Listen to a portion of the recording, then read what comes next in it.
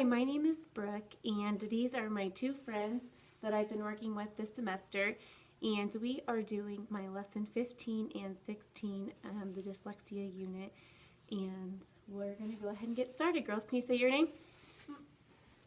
My name is Lily Claycomb. My name is Delilah Rosedale. All right, and what grade are you girls in? Third grade. Third grade. Okay, so girls, we're going to start today. I want you to answer a question for me. What makes someone who is reading a book out loud to you guys a good reader? Try, what do you think? When your teacher reads you a book out loud, what do you think makes her a good reader? When she talks about it. When she talks about the book? When she reviews it after? What do you think, Lily? I think it's when she says the words out loud very goodly so the other kids can hear what she's saying. When the other kids can hear what she's saying, what about her tone of voice? If she's like, we're gonna keep reading, Judy Moody gets famous today. Is that fun? No. No. But she's like, today we're gonna read Judy Moody gets famous. What do you think it's gonna be about? Isn't that sound a lot more fun? Yeah. Yeah. So that's our voice, our reader's voice. It sounds really fun to have reading in the world. Yeah, reading in the world is very fun. We can read a lot of things. You kids read your tablets. We didn't have those back in the day. Smartphones were just coming out, just cool when I started it. And then my mom was 15. Your mom was 15 when she got her first phone. My grandma really likes to play Bubble Witch on there. On hers. Okay, I'm going to read for 5 minutes some of our read aloud book, and I'm going to read it with hopefully a good voice, and we'll talk about after if you thought I was a good reader, okay? Okay. Okay, so remember Judy Moody's been thinking of all of these ways that she can try to get famous. Just like the cherry thing that looked very old, but somebody ate it. Oh yeah, when she wanted to be like, she said that she found the cherry from George Washington. But she just hair dried it, and then she put it in her tummy. Somebody ate it. That was disgusting, wasn't it? Yeah. Okay. And it was also kind of sad that she had to. But the good thing is that she told the truth about how she treated herself when she just got jealous. She did just get jealous. Yeah. All right, so we're going to see what she does in this chapter to try to become famous, okay? Yeah. All right, this one's called Famous Pet Contest. Steve counted his garbage sale, garbage, I'm already reading the words wrong. I'm going to restart. Steve counted his garage sale money at the kitchen table. Clink, clink, clink.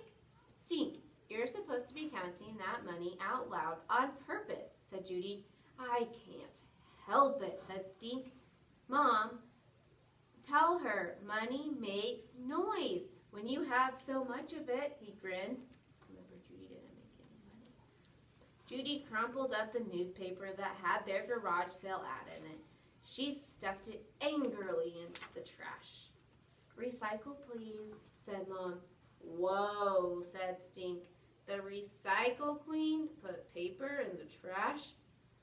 Can I use it to line Mouse's litter box? Asked Judy.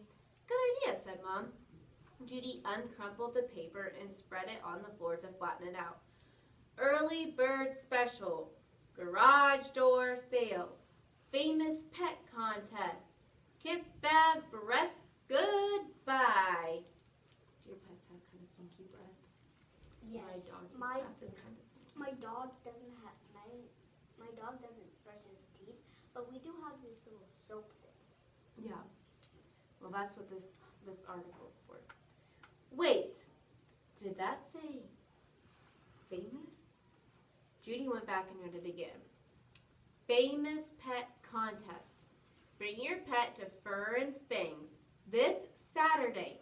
Enter your pet in our famous pet trick contest. Have fun, win prizes. Winners will receive a blue ribbon, a gift certificate, and get their picture published in the Northern Virginia Star. Judy could not believe her eyes. Where's Mouse? She asked. Yeah. Upstairs, said Mom. Yeah, I knew that she was like, where's Mouse? Yeah, where's the cat? Here, Mousy, Mousy, Judy called. Mouse came down the stairs and strolled into the kitchen looking for some lunch. Judy scooped up her cat and kissed her on the nose. You're the best, most wonderful cat in the whole wide world with tuna fish on top, and you're going to make me famous. What, Will? There must be something. If I lost my mouse, I would just grab a bit of cheese and then probably he would follow me and drag me. Yeah, but remember, it's her cat's name is Mouse. It's not her pet mouse. I know, but like if I did have a pet mouse. If you did have a pet mouse, you would get it some cheese. Yeah. Okay. Visions of blue ribbons and certificates with fancy writing danced in her head. And I get my picture in the paper. Hey, she said to her family, does anybody feel like a piece of toast? When Judy hurried into Fur and Fangs with Mouse and Stink that Saturday, it was packed. Clutching a piece of bread, she said, everyone in the entire state of Virginia must own a pet that can do a trick. Hey, there's Frank. There's Rocky, said Stink. And here's a picture. Here's how full it is in there. That's a lot. Yeah. There's some dogs that don't look very nice in there. You guys! Frank! Rocky! Over here! Judy called. Frank's dog, Sparky, sniffed a purple dog bone. Sparky sniffed Judy's ankle. Sparky sniffed a ferret. What trick does Sparky do? Stink asked Frank. He jumps through a hula hoop. Don't you, boy, said Frank. I brought Houdini, Rocky said, showing them his iguana. If you scare him with a loud noise or something, he can make the end of his tail drop right off. Rare, said Judy. She looked around at all the other pets. There was a rabbit and a turtle and a white rat named Elvis and a striped salamander. Judy saw a hamster racing on a wheel and a snake, so still it looked fake, and a shell that was supposed to be a hermit crab. Someone had even brought a stuffed monkey. Time for the contest, yelled the pet store lady over the squeaking and squawking, growling and yowling. All of the people with pets formed a circle. First was a dancing cricket, then a turtle that rolled over a rabbit that drank from a straw. Polly the parrot sang the first 5 notes of the Star-Spangled Banner. Judy caught herself clapping. When it was Frank's turn, Sparky jumped through the hula hoop 3 times and everybody clapped. Then Rocky could not get Houdini's tails to fall off. Dogs make him nervous, Rocky explained. 3 pet tricks later, Polly was still singing. Emily from school had a ferret named Susie who brushed his own teeth. Stink liked it the best. But all it did was eat the toothpaste, said Judy.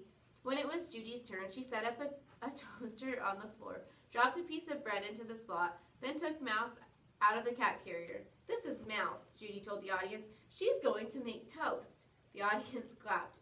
Judy stood Mouse on the table. Don't be nervous, she whispered. Mouse sat down and began licking her paw. Look at the toaster, Mouse, whispered Judy. The toaster. Push it toward. Push toward. Judy pushed it toward Mouse. Mouse swatted the toaster. Mouse swiped at the toaster. Mouse pushed the toaster away with her paw. Everybody cracked up. Judy held out a tasty tuna treat. Mouse stood up. Mouse saw herself in the toaster. Judy held her breath. Mouse swiped at the toaster one more time. This time she pressed down the button with her paw. The slice of bread disappeared. The red coils heated up. The crowd got quiet, and a minute later, the toast popped up. Ta-da! Called Judy. Hooray! Everyone clapped and cheered. Okay, I'm going to stop right there. We'll finish this chapter in a little bit when we read out of our book. Okay. But did you notice some things that we can do to make reading more interesting? Yeah. Like, if we would have just been like, ta-da, Mouse can make toast. That would have been pretty boring, wouldn't it? That would be pretty good too.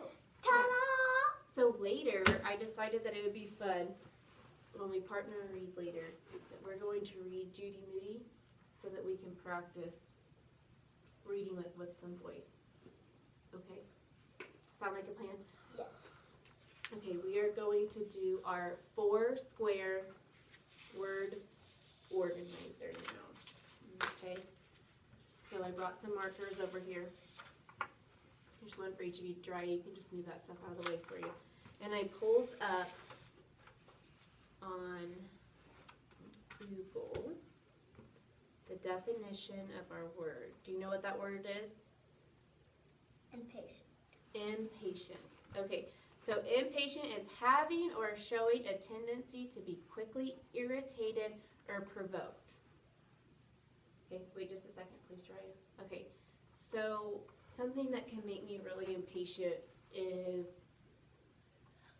one thing when I'm driving and somebody's going way under the speed limit and I'm in a hurry, I get really impatient. I'm like, can they just drive? That makes me irritated. What's something that makes me impatient? Sometimes when I come to school, I usually get here about 7:15 in the morning, and my computer's not ready to turn on yet, and sometimes it's slower and slower and slower and slower and slower. And I just need to check my email. And I just need to check my schoolwork for here at school, and I need to check my schoolwork for my homework. And I just need to get all that stuff done. And it makes me so impatient if the internet is not loading.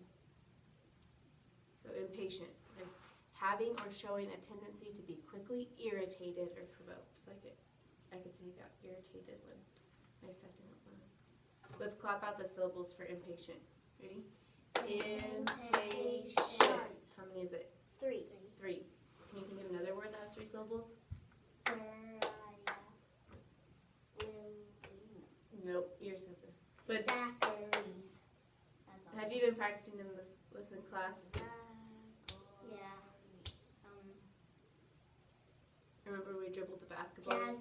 Wait. That's 4. Sebastian. Hey, I was about to say that. She was. Remember when we dribbled the basketballs to count the syllables? Remember I dribbled basketballs to count syllables with words? T is 2. TV. That reminds me of your TV. Mine could be Miss Brooke. Miss Brooke 2. Elephant. That's a good one.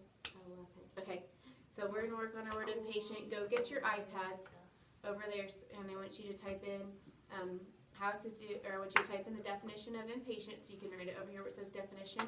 You're going to use it in a sentence one time, and then draw a picture of someone being impatient. Can we draw us? Yeah.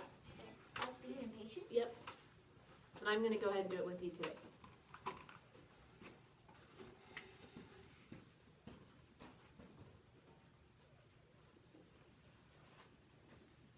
Where's yours go, Lily? Oh, right there. Good job. Yep, it's mine.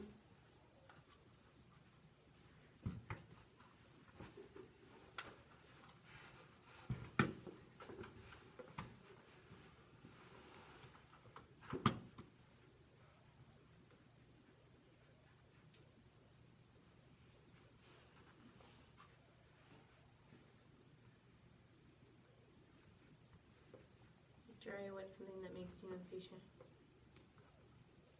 I don't know.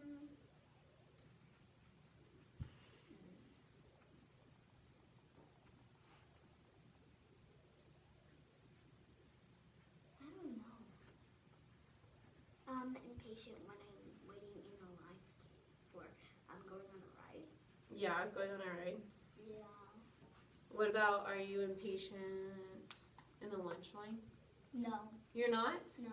Oh, I get impatient. I'm like, I am so hungry. Give me that food. I'm not greedy. You're not greedy. No. You're just impatient. Right? Yeah. Okay, so did you find the definition on your iPad, Raya? No. Okay, find the definition on your iPad. So, like, we have to write what we should be impatient of? No, first you write the definition. Like, I'm impatient. No, the definition. What the word means. So I wrote impatient on there for you. And I wrote definition so you can write where it says definition of impatient. Okay. That's a good one.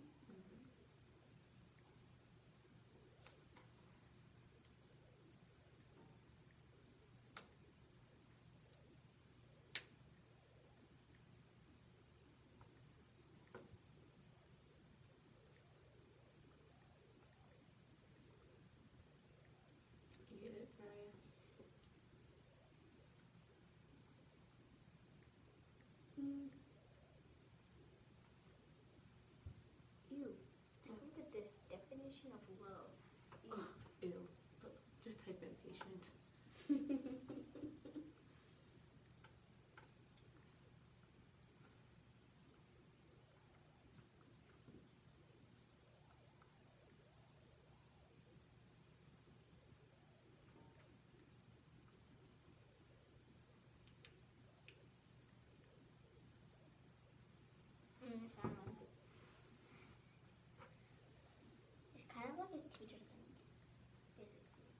teacher thing. What does it say? It says if you are impatient, you don't want to do. Is that what you want me to say? You have a hard time teaching kids new skills? That's not the right one. Let me see what you typed in. Me? Mhm. So, You just need right here, having or showing a tendency to be quickly irritated. okay. You had it right there too. Not patient, restless or short of temper, especially under irritation. So you're restless or short of temper. You might get a little mad kind of quick. Very quick. So it is for this. This, the Right by bottom the one. number 1. Okay. And you write this. Okay. There's a black one if you want black. So And I'm going to write mine in a sentence of Do I form have to draw a picture? in a little bit after you write the definition. So, impatient, restless, or short temper, especially under irritation. Yep, you can just write restless or short of temper. I'm gonna try short of temper. I want you to do it all. Restless. Yep, throw restless.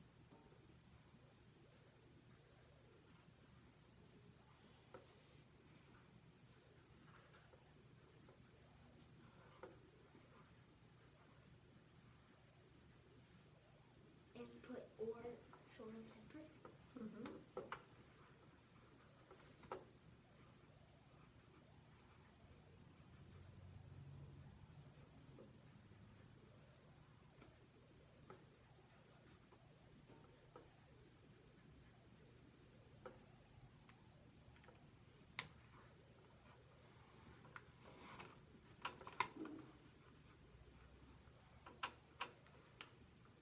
Sometimes my temper gets very hot. Not gonna lie. Are you sure about that? That's what Grandma Greta told me. Wait, what is that you're drawing? It's my car. I'll tell you about it when you get done.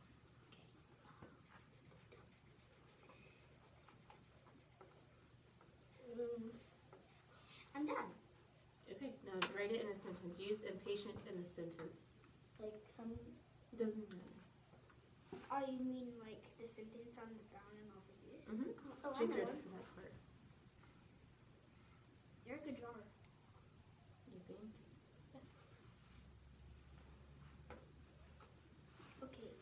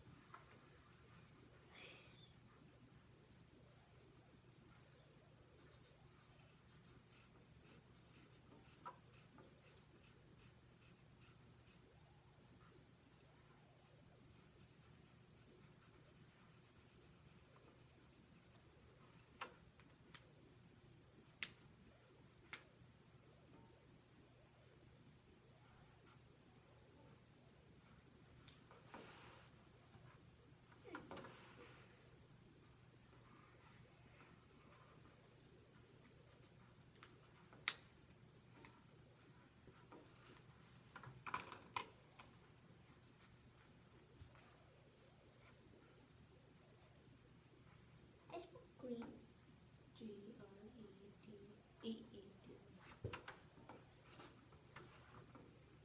Thank you.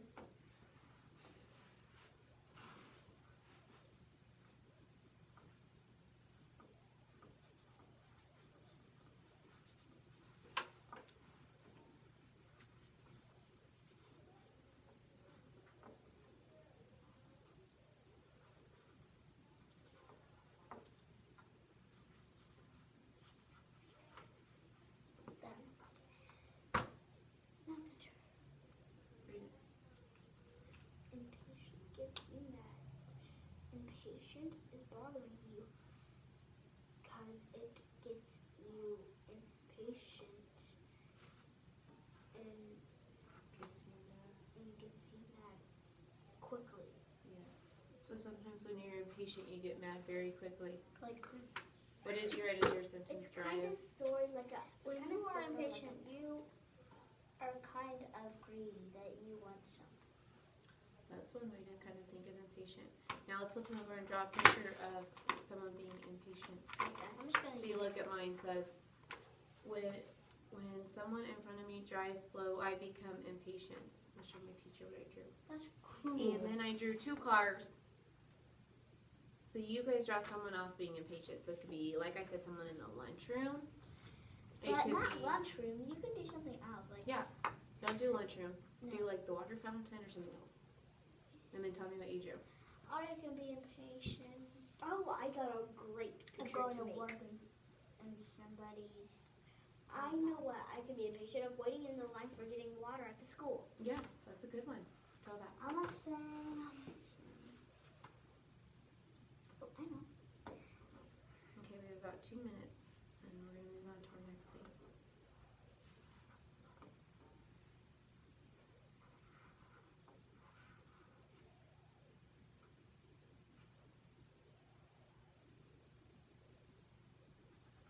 It's gonna be a lot of words.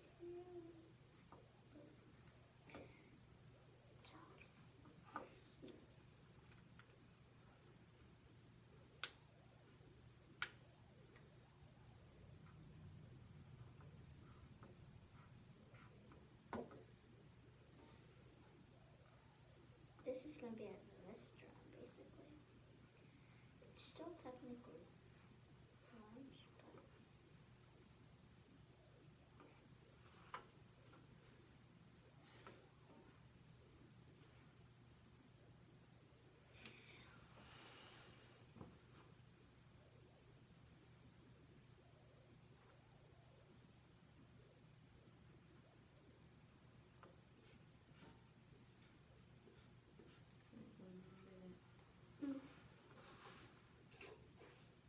And if we have time in a little bit, we can Finish it? finish it.